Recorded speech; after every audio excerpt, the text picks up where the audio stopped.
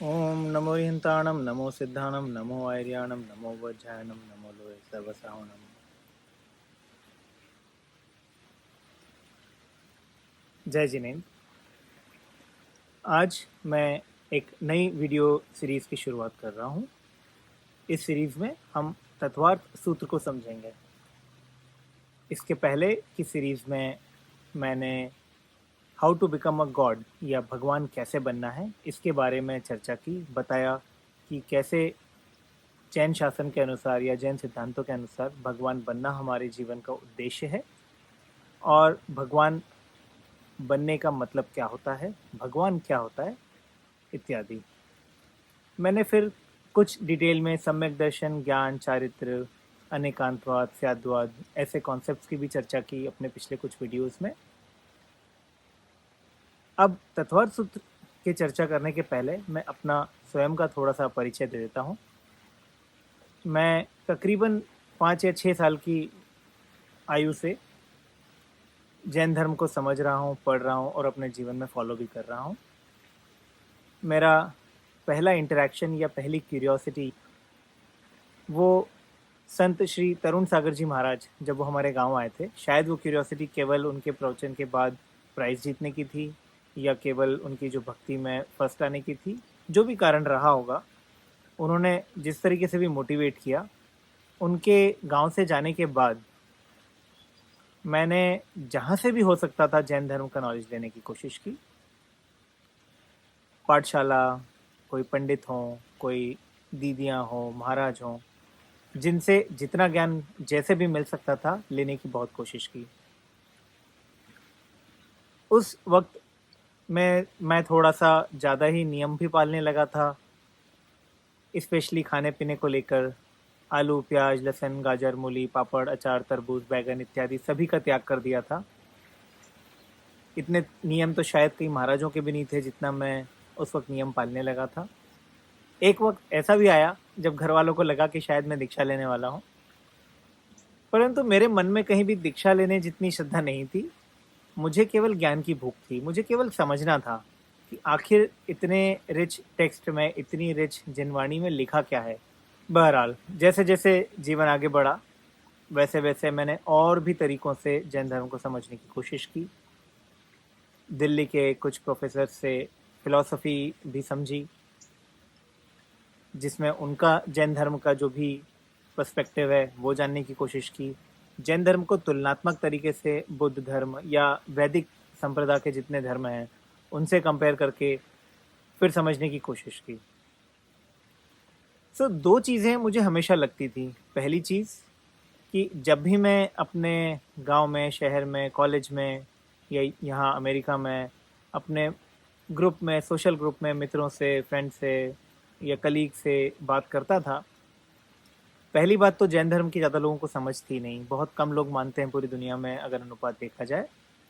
दूसरी बात, जो जैन है भी अपने नाम से, जो जैन कुल में पैदा हुआ है, उन्हें भी ज़्यादा नॉलेज नहीं है। कारण ये क्योंकि हमने शायद जैन धर्म को इतना कठिन बना दिया है, इतने सारे नियम बना के, कि कोई भी व्यक्ति बड़ा डर सा जाता है कि बाप रे, जैन मतलब कि रात को नहीं खाना, आलू प्याज नहीं खाना, रोज मंदिर जाना इत्यादि इत्यादि बहुत सारे नियम है और उनकी कोई सीमा ही नहीं है। अगर एक नियम मानते जाएंगे तो फिर दूसरा, तीसरा और बहुत आगे तक आप पहुंच जाएंगे। और मैं ये कर चुका हूँ, इसलिए मुझे पता है कि इसकी कोई लिमिट नहीं है। तो कई लोग इसीलिए एलिनिएट हो जाते हैं, स्पेशली जो यंग जनरेशन है, नए बच्चे हैं, वो एलिनिएट हो जाते हैं कि यार इतना सब तो नहीं हो पाएगा, इतना कठिन है, तो फिर रहने ही देते हैं। तो मेरा उद्देश्य यही है कि जैन धर्म को साधारण, सरल भाषा में सबको समझाना है। जरूरी नहीं है कि आप जैन हो तो ही ये देखें, आप जैन नहीं भी हैं तो भी जो जैन शासन के सिद्धांत हैं उनको आप अगर अपने हिसाब से समझ लें और जीवन में अपनाएं तो कैसे आपका जीवन बेहतर हो सकता है, ये मुझे कहीं ना कहीं समझाने का विचार है, समझाने का उद्देश्य है मेरा। क्योंकि मैंने जितना समझा अपने 37 साल के जीवन में, शायद 6-7 साल की उम्र से, तो तकरीबन 30 साल का मेरा स्वाध्याय है। और 30 साल में जो मैंने चिंतन मनन किया है जैन धर्म के बारे में, और उसे जब मैंने रिकंसाइल किया उसे जब मैं दुनिया में सीख रहा हूँ, दुनिया में देख रहा हूँ, जब मैं आईआईटी गया, कॉर्पोरेट में जॉब की, लीडरशिप पोजीशंस में पहुंचा, अमेरिका में रह रहा हूँ 10 सालों से, तो मेरे जो एक्सपीरियंसेस हुए, एक्सपोजर्स हुए, जब उनसे मैंने रिकंसाइल किया, तो काफ़ी नए नए विचार मुझे समझ में आए, काफ़ी महत्व मुझे समझ में आया।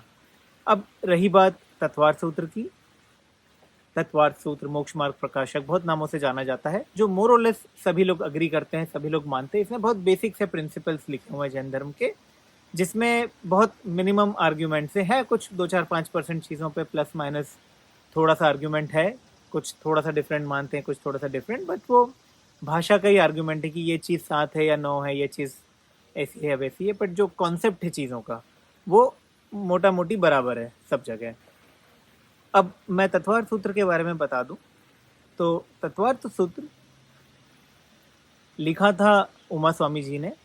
अब इसमें नाम को लेकर भी थोड़े थोड़े डिबेट्स हैं कि वास्तव में नाम उमा स्वामी था या फलाना था ढिकाना था, उसमें नहीं जाएंगे हम। मेरा उद्देश्य ये नहीं है कि मैं आपको ग्रंथ रटा दूं या आपको बोलूं ये संस्कृत भाषा का कुछ श्लोक है, सूत्र है, इसे रट लीजिए या इसे दोहरा लीजिए।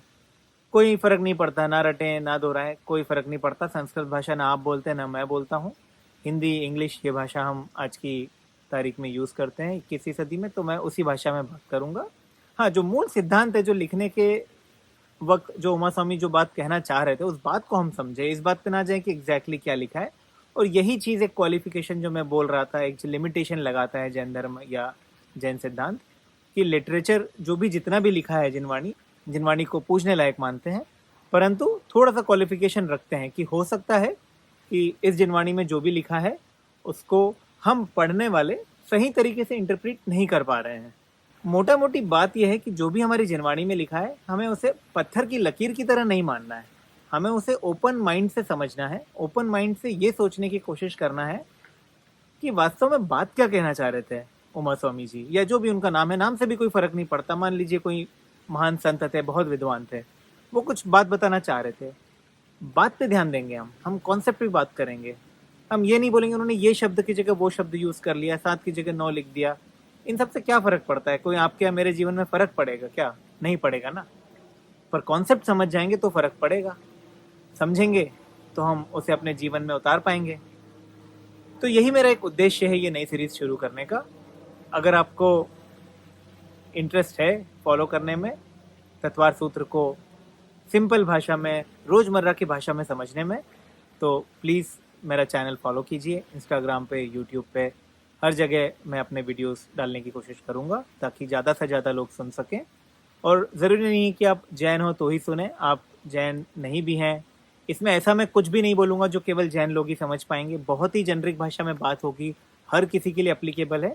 परंतु जो मैं शास्त्र चुन रहा हूँ वो जैन धर्म का शास्त्र है। ये मेरे नॉलेज की लिमिटेशन है कि मुझे जैन धर्म का ही स्वाध्याय है 30 साल का, बाकी धर्म मैंने केवल किताबों में पढ़े हैं, तो उनका इतना डीप नॉलेज नहीं है मुझे। इसलिए मैं केवल जैन धर्म के शास्त्रों को लेके ऐसी सिंपल भाषा में बताना चाहता हूँ जिससे कि मैं आप अपने जीवन में बेहतर कर सकें। जय जिनेंद्र।